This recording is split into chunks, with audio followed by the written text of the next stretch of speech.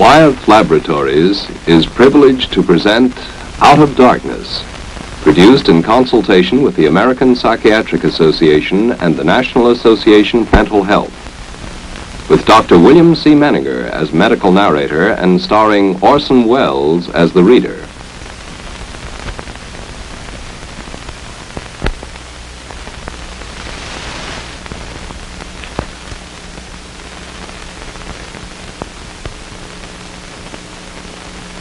A tree, as it stands isolated on the plain, or companioned by thousands in the forest, bears within its bark all the materials for rapid combustion.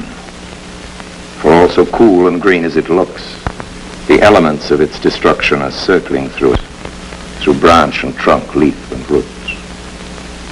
Between the tree and the fire, and man and madness, a close analogy exists, and then they part. The fire must come to the tree. Man can go and seek madness, can toil and pray and suffer, and as it were go a-courting this fearful bride. And numberless are the paths which lead to the region of darkness in which she dwells.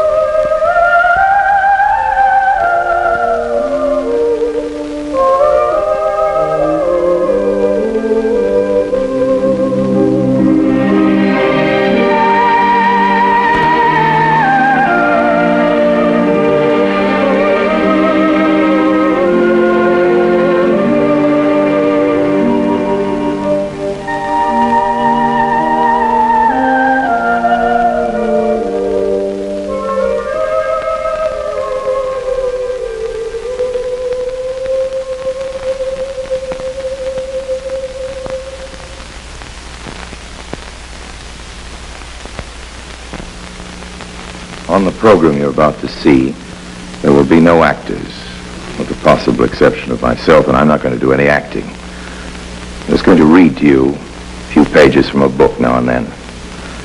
We're going to make a journey through the world of mental disorder. It's a world which is unknown and feared by most of us, but not nearly so desolate of hope as we might imagine. One of our guides will be this book, and I'm going to read from it. It's quite a remarkable book, written over 100 years ago by an unknown man, a former patient in a mental hospital in Glasgow, Scotland. Our other guide will be a doctor, Dr. William Menninger, one of America's foremost psychiatrists. Through these two voices, one from the present, one from the past, perhaps we'll be able to gain some measure of insight into one of the most urgent health problems of our time, into that vast and greatly misunderstood portion of humanity, the mentally ill. And now from the book.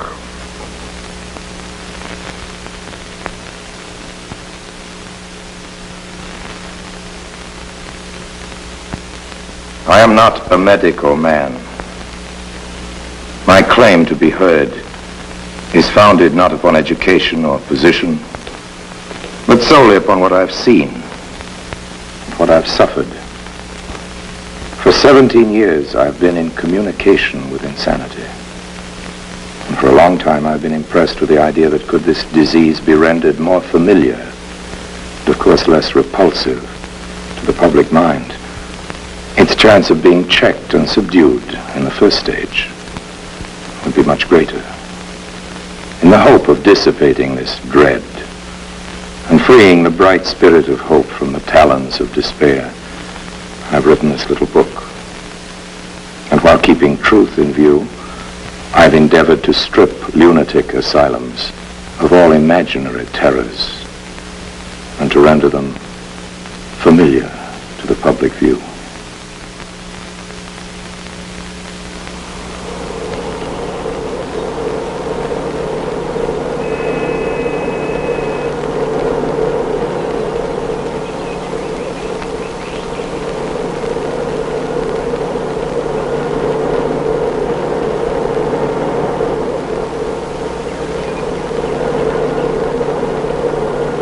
Lunacy, like rain, falls alike upon the evil and the good. And although it must forever be a fearful misfortune, yet there is no more sin or shame in it than there is in rheumatism or a fever.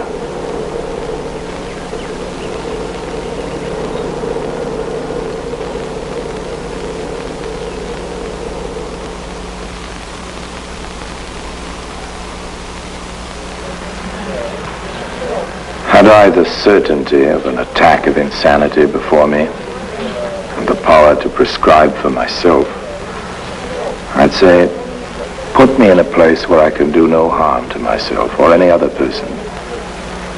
And let that place not be a prison in which penance must be undergone and punishment suffered, but let it be a place of refuge, an asylum.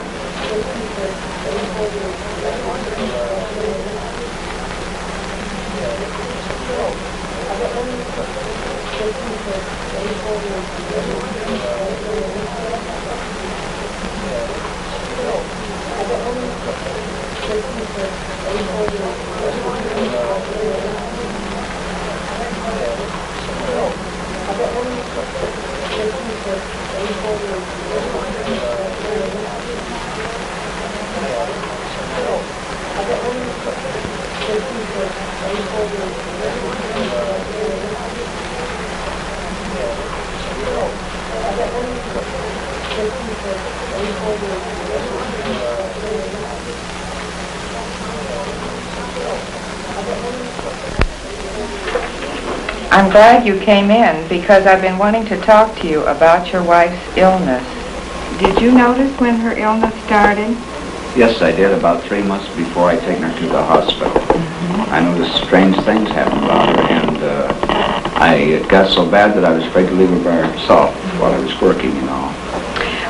What did your wife do when you first noticed she was getting upset? I noticed her doing strange things, such as sitting at the window from morning till night and not dressing at all. And I would talk to her and she wouldn't answer. And in fact, one day that the neighbors told me that she went out in the nude. And one of the neighbors caught her just in time as she was crossing the street and brought her back in. And they was kind of ashamed to let me know anything about it. And when I went to pay the rent to my landlady, why, she told me about it. And that's when I really began worrying.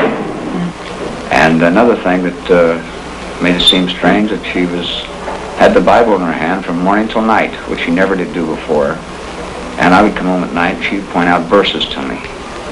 And she would write notes, you know, and lay in different pages of the Bible that she had written down.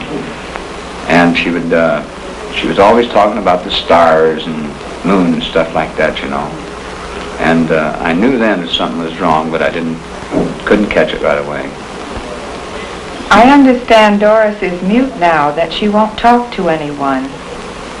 Was she a talkative person before her illness? Very talkative. She used to be pleasant and joyful, you know, and always singing around the house, you know, and well, she always done something to occupy her mind. Could make friends with anybody. She had some friends that came to the house quite often, and she would just sit there and have a wonderful time with them. And when I noticed her getting into this stage, she didn't recognize these same people that she had a lot of fun with and talked to earlier. It was a hard decision to decide on sending her to this hospital. I'll say it was. And I was just wondering if that will be held against me when she does come home. Many patients, when they come here, have some resentment about coming, but as they begin to feel better, quite often they realize that coming here was for their own good and their own happiness in the long run. Yes, ma'am. I know you'll worry about it, though, until that time comes. I do.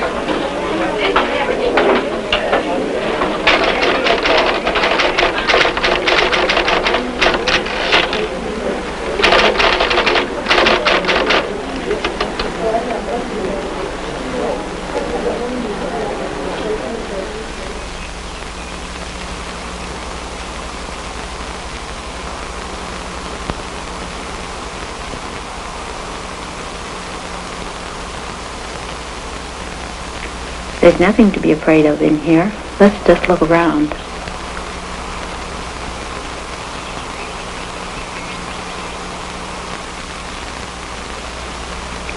Would you like to look at some of the books?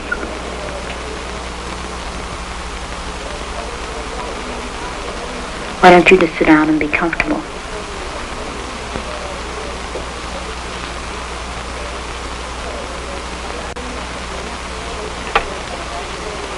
Does it make you feel better to hold my hand? You can if you want.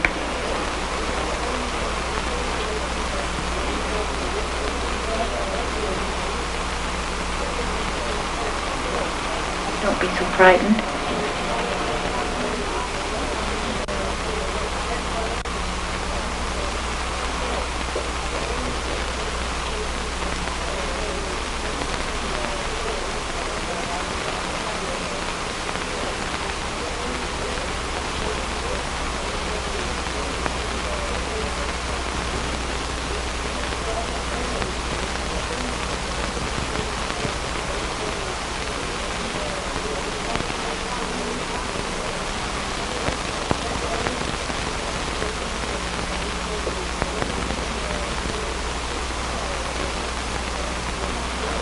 Doris, I'm Dr. Cholman. I'm your doctor.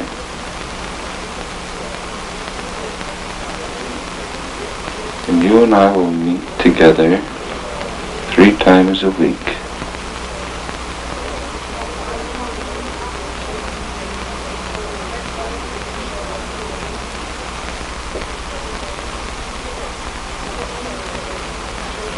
This is your time. You can do whatever you want during this time. If you want to be quiet, that's fine with me. If you want to talk, that's fine with me.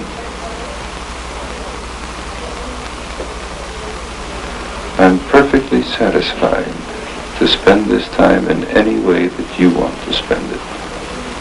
Because I'm your doctor, and I want to help you.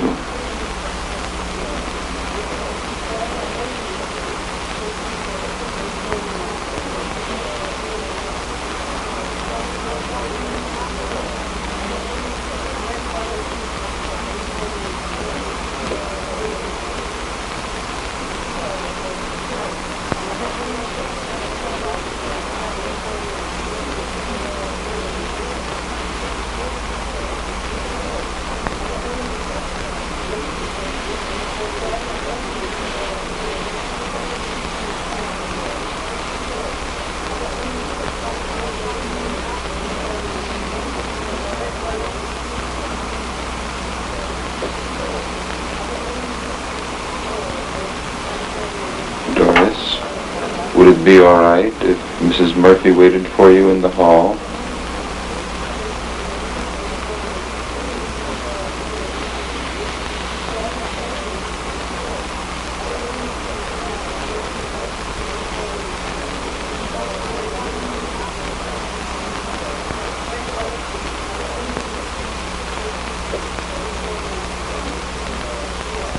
I'll give you a cigarette before I leave.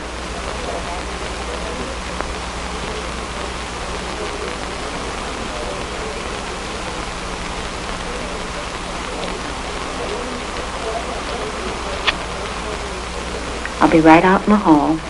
I'll wait for you there.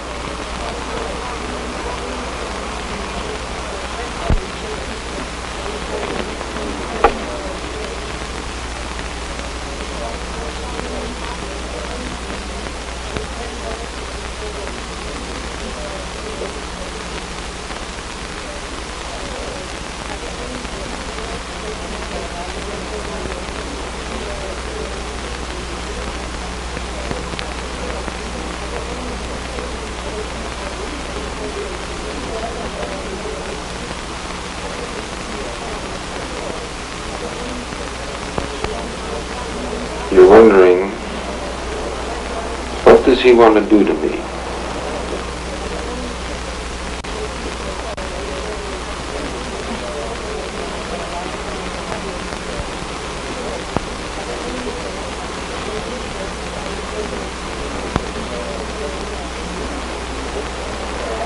only want to understand you and to help you while you try to understand yourself.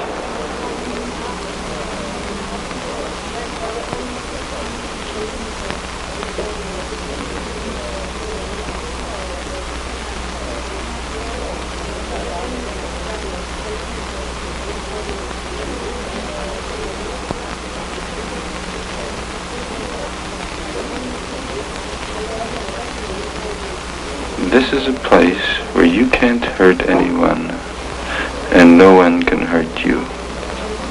A safe place. A place where you can do what you want and I will understand. Try very hard to understand, that is.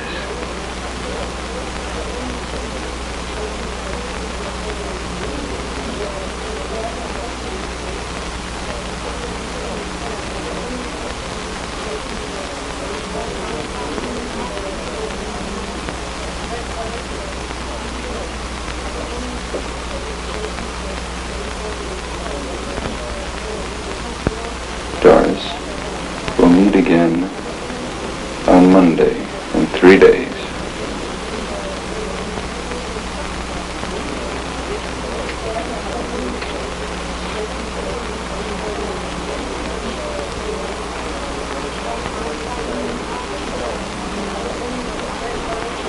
There is a root from which these symptoms spring, a reason so powerful in its irrationality as to shake the sufferer almost beyond endurance. And there is a long chapter in the book of human nature, unread by one who would judge an insane person solely by her behavior. From a technical point of view, we know that all of us do have mental devices, tricks in a sense, that work automatically, that try to relieve us when we have a feeling of fear or anxiety or tension. We all of us use these too. When the going gets rough for any of us, we at times all use one or two major methods of combating the situation. One of them is flight. We take flight from it in one way or another, by procrastination or forgetting or neglect, or perhaps going to sleep, or running off physically, sometimes maybe getting sick. And the other reaction is the fight reaction in which sometimes we threaten and even destroy the situation that we want so much to save. We get angry, we blow our top, we get so mad that we don't think what we're doing, and we destroy the situation. All of us do that sometimes. Life's full of stress for all of us. For some people goes on too long and is too heavy, they begin to bend and they break. And that's what happened to these patients. As we see them here, their action and behavior seems bizarre and strange to us. But really it's just their attempted solution using the same devices that we use to find a happy way out, but it's so unhappy. Now the job is to help them find a better solution. And that's the assignment that the doctor in the hospital takes on when they come to us.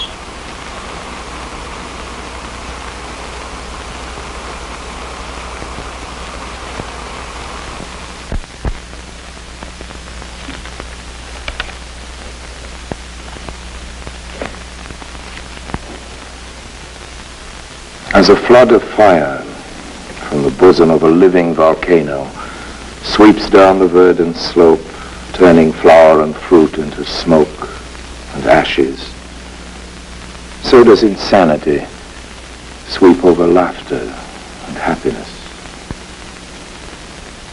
And where those glorious attributes once flourished, we find only desolation and darkness. Yet I may add, for the consolation of the afflicted and their friends, that the coming of insanity need not permanently injure either the feelings or the intelligence. In the great majority of cases, provided proper treatment is resorted to at the outset, It is curable. If there was room for optimism 100 years ago, there's room for much more optimism now about the cure of mental illness. I don't believe any group of illnesses have the potential recovery rate that mental illness does. The tragedy is that because of the lack of doctors and facilities, that many patients don't have a chance to have the right treatment. What do I mean by the right treatment? Well, those that know a little about it have heard of shock, electric, and insulin. These are applicable in perhaps 5 to 10% of cases. And then a new door has been opened with the advent of drugs, the so-called tranquilizing drugs. They hold much promise to, but they're not a cure-all.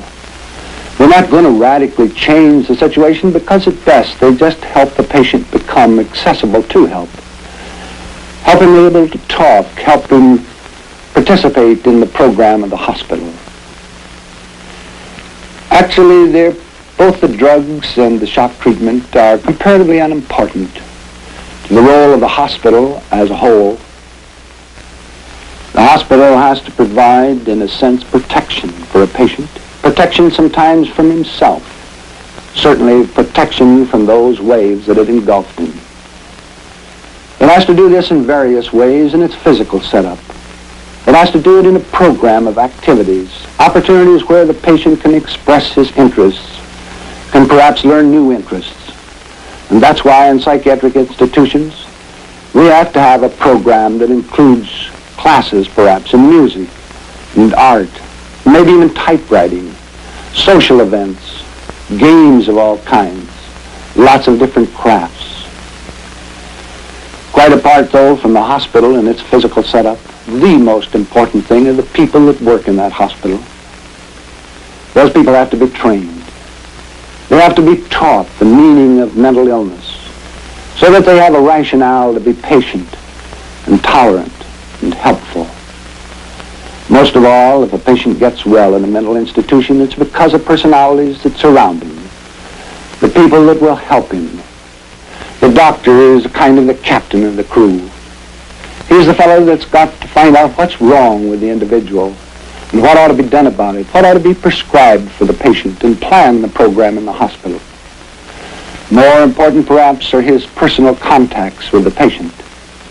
His contacts as a guide, as an interpreter, as a person who understands and will help the patient understand. The individual who has got to guide the patient, if he can, back to health. And very often this occurs in frequent, regular sessions with the patient, that technically we call psychotherapy.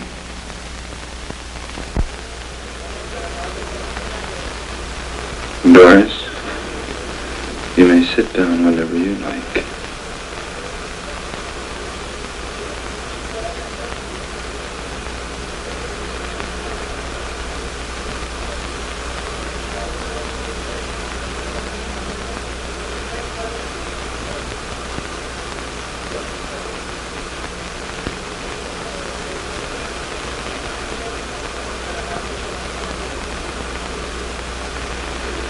I really can't help you to decide.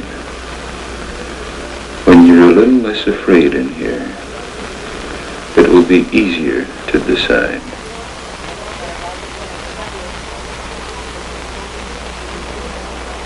At the moment, it seems to me, Doris, you're feeling tight, frozen, holding yourself in so you won't get hurt anymore. I think you know, Doris, that I want to help. But I think you can't be sure if you can trust me. If I'll stand by you when you need me. And if I'll remain willing to help, I will.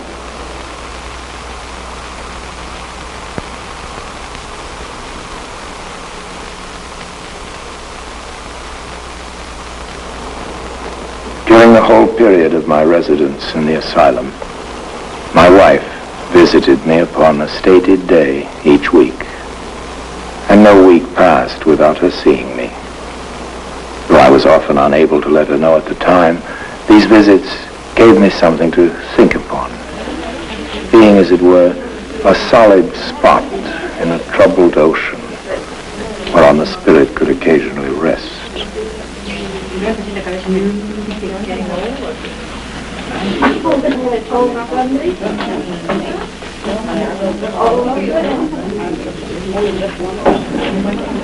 Doris, did you like the magazines I brought you? Will you read some more if I bring you some?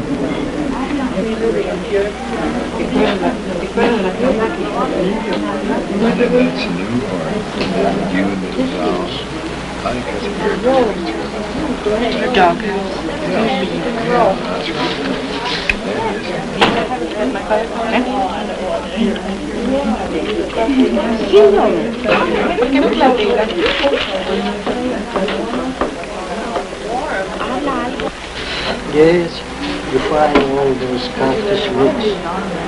Oh, just for 1 minute. That's good. Why don't you talk to me, honey? How do you think I feel when I hear your voice? Don't you think it makes me happy? Don't it? Don't you think it makes me happy to hear your voice? And you gotta make up your mind, Doris. You gotta make up your mind, Angel. To get your mind off these other people, and you got your life to live. Don't forget that. Haven't you? Now, whose life are you living?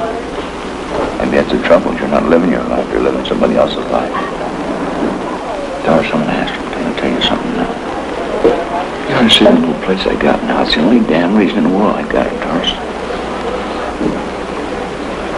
You could come home and really fix it up so nice.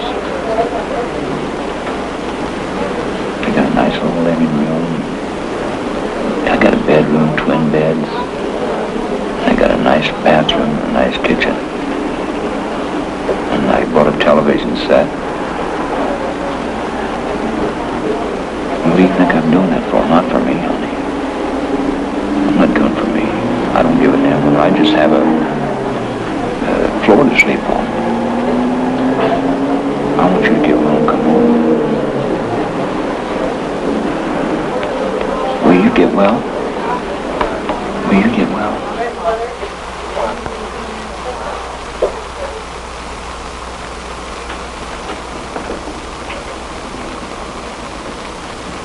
Sometimes, Doris,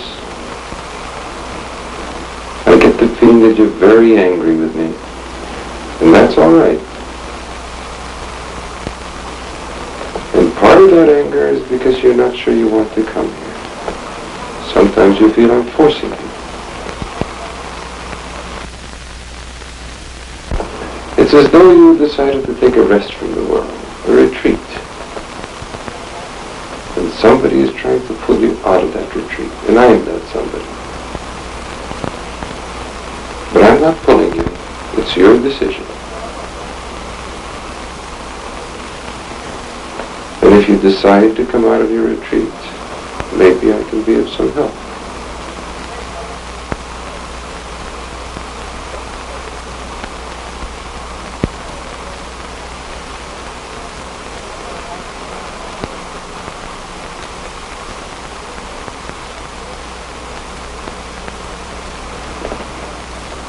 Doris, would you like to use my comb?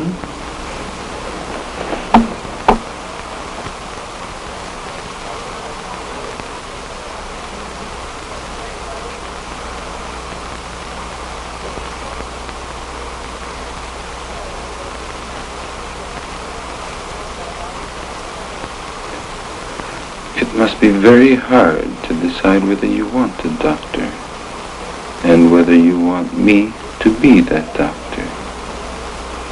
All I can do is to offer my help. Put it on the table, so to speak. And you can decide whether to take it or not. Like the comb, I'm available, and my help is available. You must decide whether whether you want that help.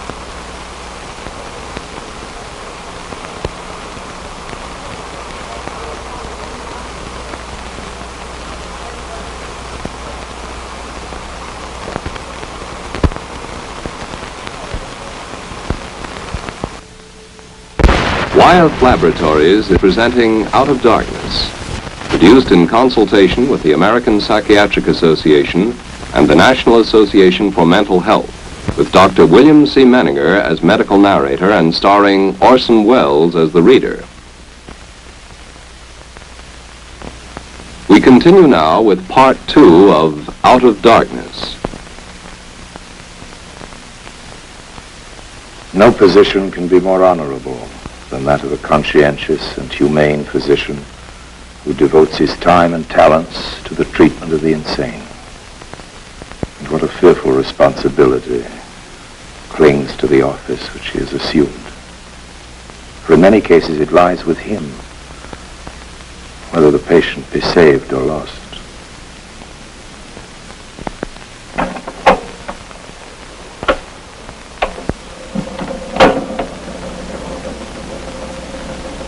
Progress summary, Doris L., third week of treatment.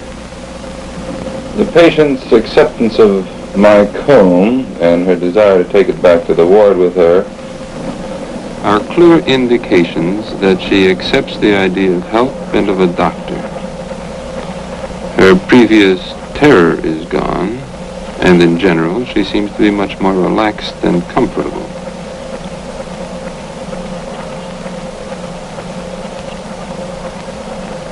However, there is still a considerable amount of anxiety present. Each effort of mine to achieve closer contact presents a new threat to her. And in this formative stage of our relationship, there are still many things which she is not yet prepared to accept. Would you be less frightened if I held your hand?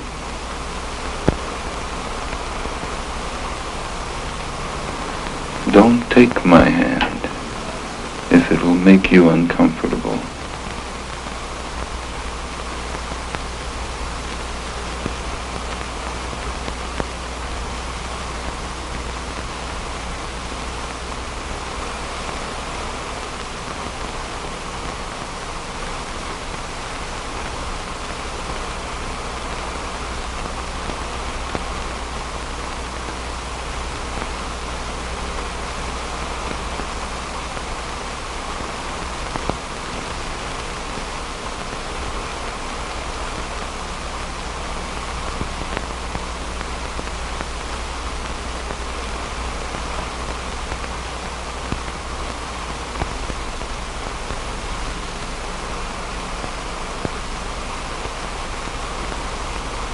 It's too hard now. I understand.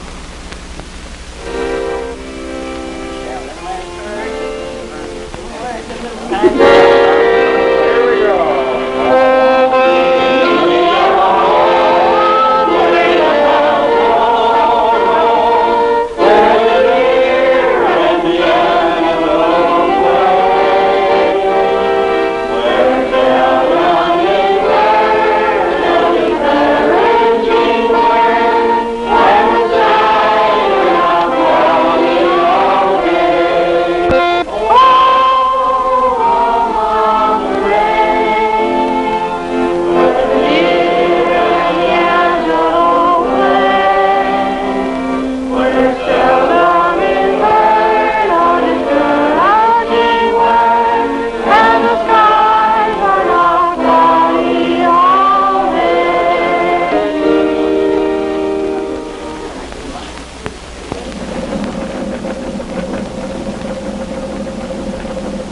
Progress summary, Doris L., 6th week of treatment.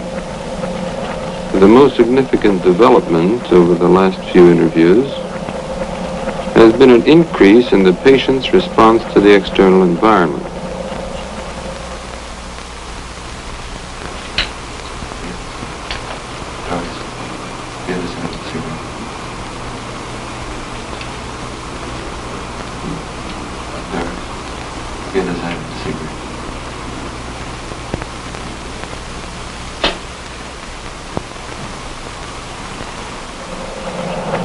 As Doris becomes more alert to her surroundings, I find that I am beginning to get a clearer sense of the woman beneath the illness.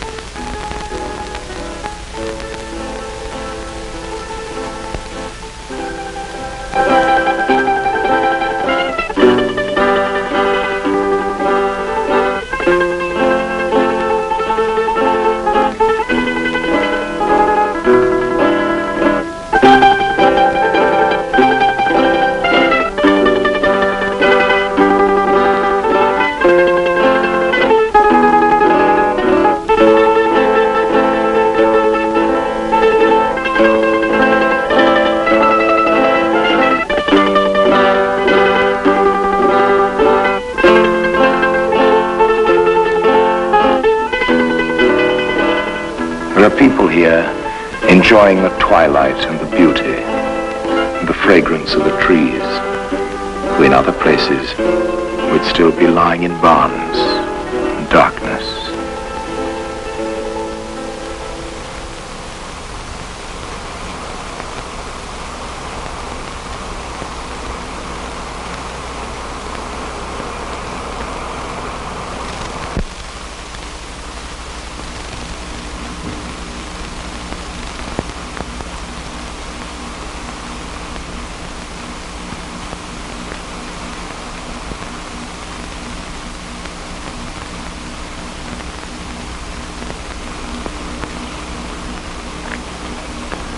Doris?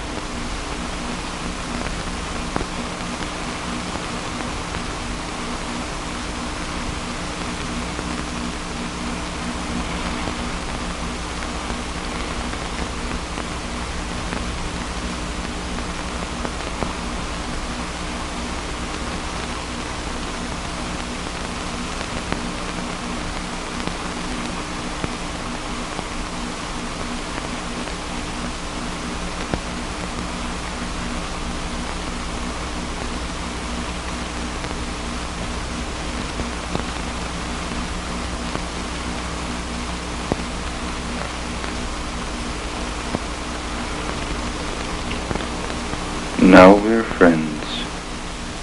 Oh, you did get one. Activity of almost any kind cannot fail of being beneficial, especially if attendants or other sane people can be involved in the enterprise. It breaks up that stagnation of the mind consequent upon the monotony which must ever reign within these walls.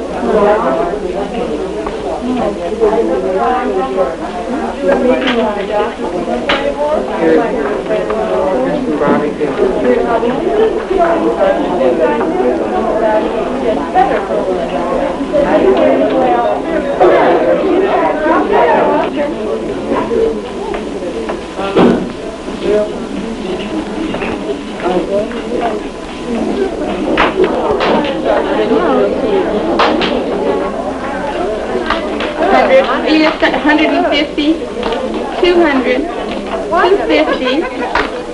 Mary, 300.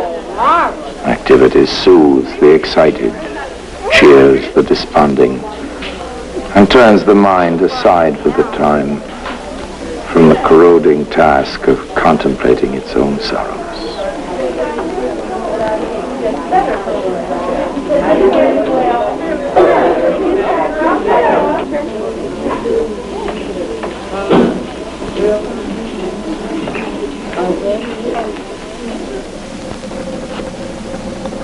Progress summary, Doris L. 10th week of treatment. Non-verbal contact has been firmly established. It is now time to encourage her to talk.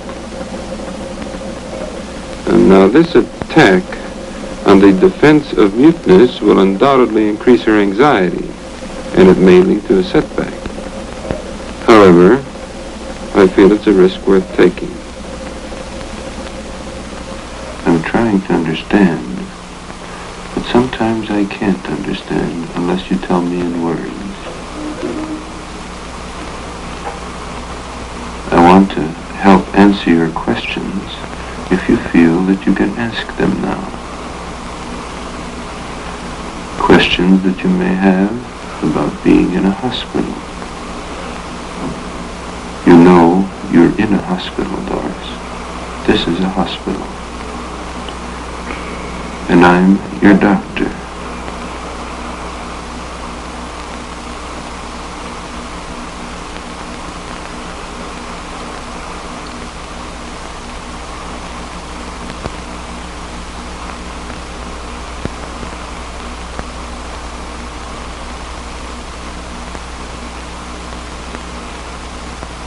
It's not easy when you decide to remove yourself from people. But once it's done, it's even harder to get close to them again, isn't it?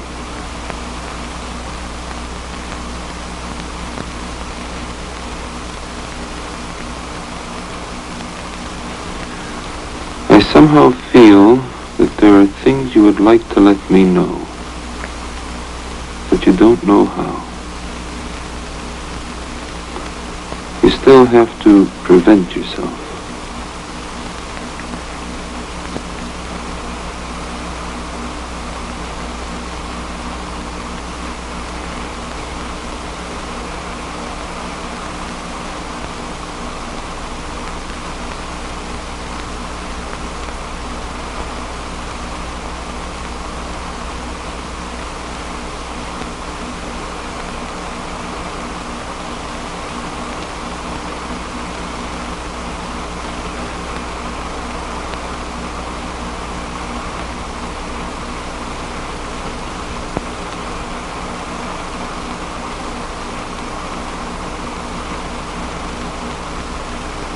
Do you remember why they brought you here, Doris?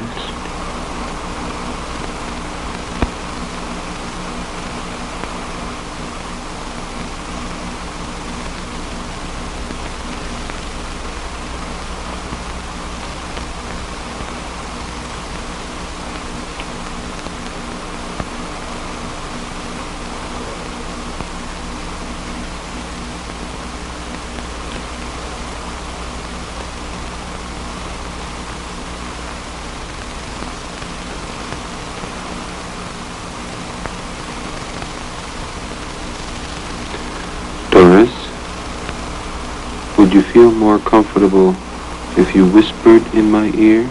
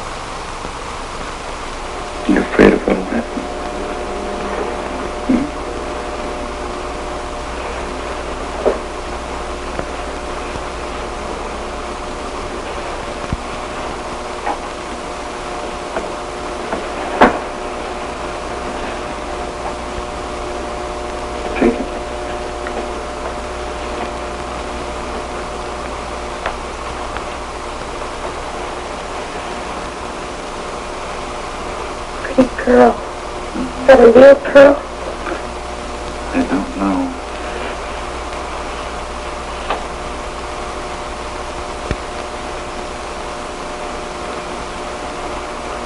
You like pretty things, huh? I had some pearls one time.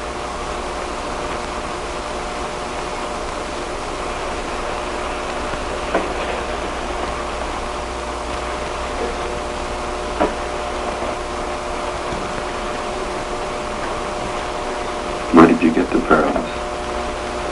They were presents.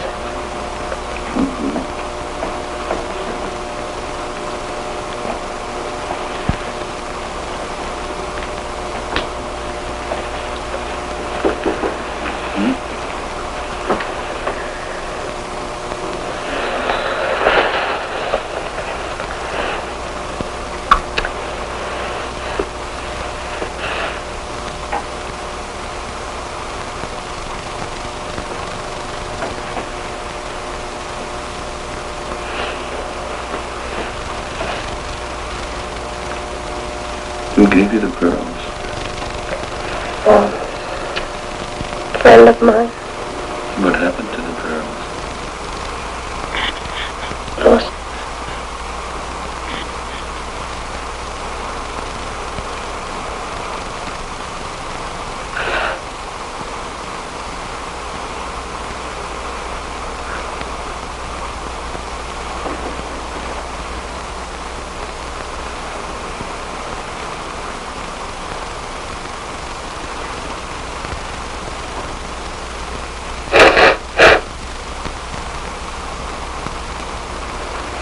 Makes you want to cry to think about the things you've lost.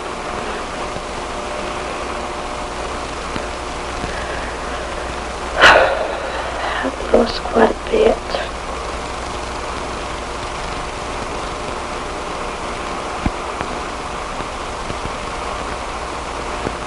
Is it hard to remember? You took a rest. And you kind of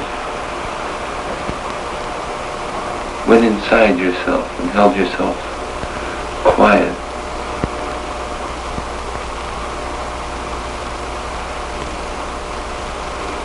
I get the feeling now that you're ready for a change. Ready to finish your rest. To talk to people.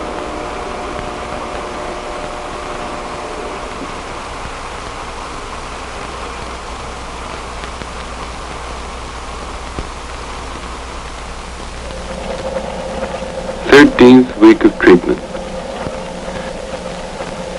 With the emergence of the patient into reality, the first major stage of treatment is over. We're ready now to utilize our relationship in order to help her understand herself and her illness, and also to give her support as she moves into new areas of experience.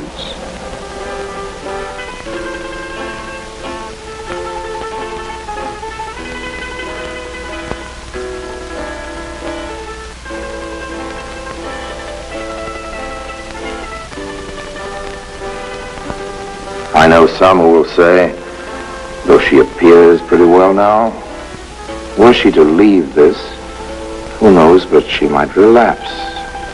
No doubt she would like to return to the world, but many there would distrust and despise her. No one does so here.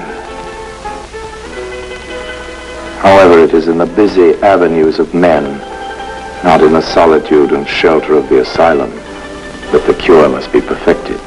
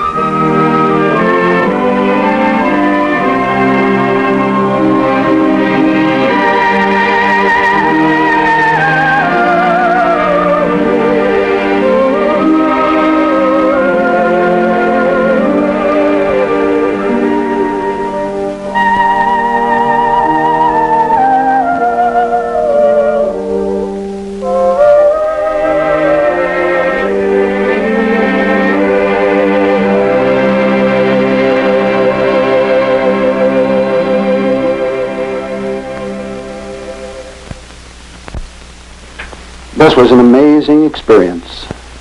We watched a real patient with a real doctor in a real hospital with a real husband get well, a seriously mentally ill patient. But in a sense, this has created an illusion, maybe. An illusion that I'd like to try to correct if I can. Because I feel so deeply in my heart the suffering and the unhappiness of 750,000 patients in our hospitals in this country, and not a handful of them are getting the treatment that this patient did. Why? Because in that big population, the size of the city of Pittsburgh, there's only one doctor for every 311 patients. What chance would Doris have had if she was one patient among 310 others with one doctor? We're trying to run these hospitals on the ridiculous sum of $2.50 a day per patient. And that includes the board and the room and the clothing and the medical attention. You and I know that it costs 10 times this amount, 15 times this amount to go to a general hospital. What can we expect in this field of mental health if we're going to try to do that kind of a job, $2.50 a day? And furthermore, we're starving to death in our field of psychiatry for more knowledge. We ought to be able to help these people more quickly. We ought to be going much further. And how do we prevent mental illness? And yet research in psychiatry is a drop in the bucket to the need. It's the biggest cost of all the health problems, $200 million a year. We don't spend 0.5% learning how to do our job better in this rich land across the country.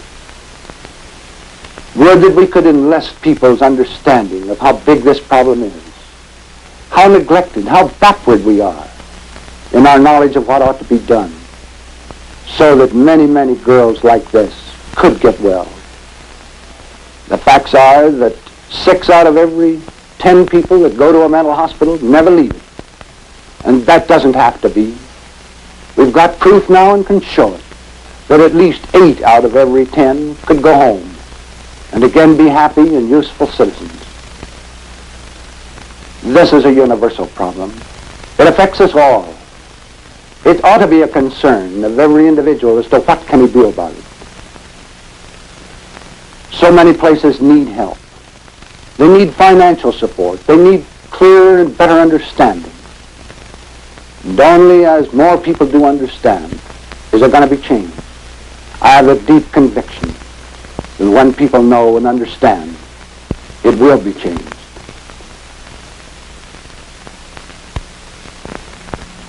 Wyeth Laboratories has been privileged to present Out of Darkness, a CBS Public Affairs program, produced in consultation with the American Psychiatric Association and the National Association for Mental Health.